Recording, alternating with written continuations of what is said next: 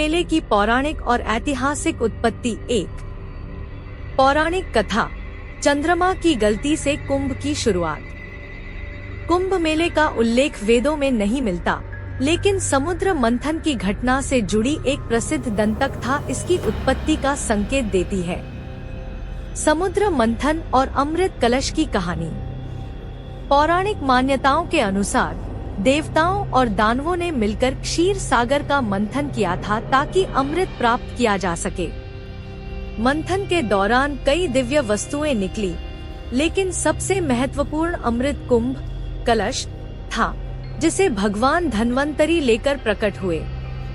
अमृत पर अधिकार पाने के लिए देवताओं और असुरों के बीच भयंकर युद्ध छिड़ गया।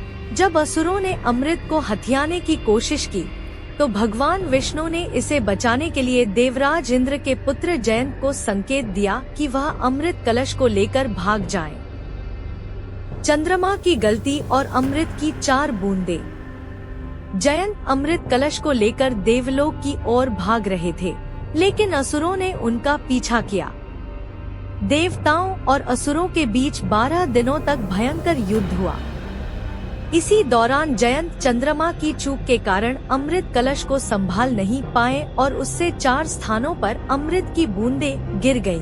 यही 4 स्थान आज कुंभ मेले के आयोजन स्थलों के रूप में प्रसिद्ध हैं। प्रयागराज उत्तर प्रदेश, गंगा, यमुना और अदृश्य सरस्वती का संगम। हरिद्वार उत्तराखंड, गंगा नदी।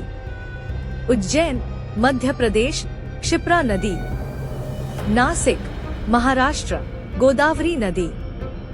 144 वर्षों में दुर्लभ खगोलीय संयोग। यह कुंभ महापर्व 144 वर्षों में बनने वाले एक दुर्लभ खगोलीय संयोग के तहत हो रहा है, जो समुद्र मंथन के दौरान बने योग के समान है। यही कारण है कि इसे बेहद शुभ और पवित्र माना जाता है।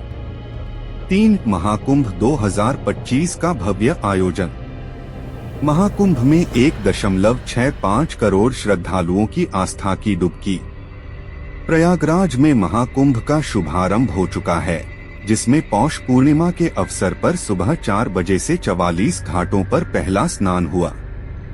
सरकारी आंकड़ों के अनुसार पहले दिन ही 1,65,00,000 श्रद्धालुओं ने संगम में डुबकी लगाई।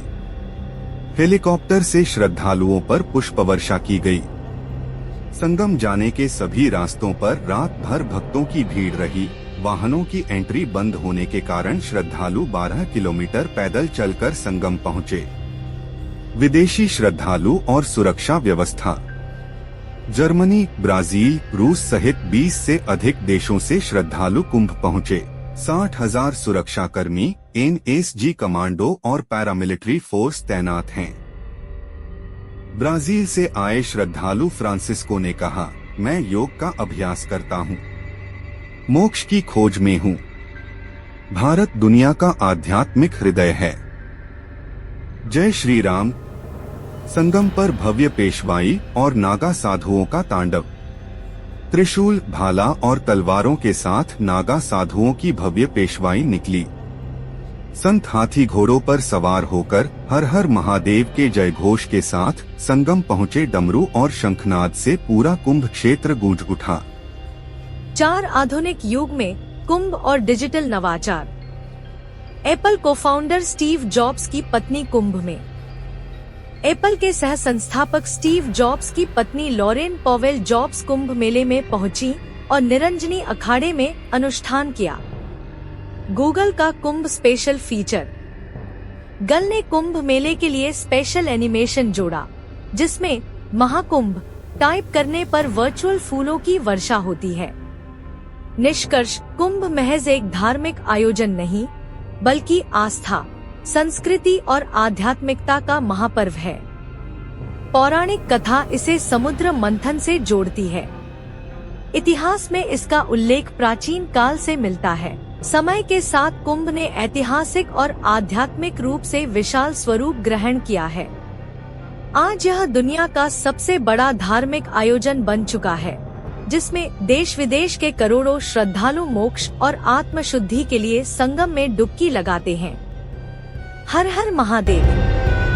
जय गंगे।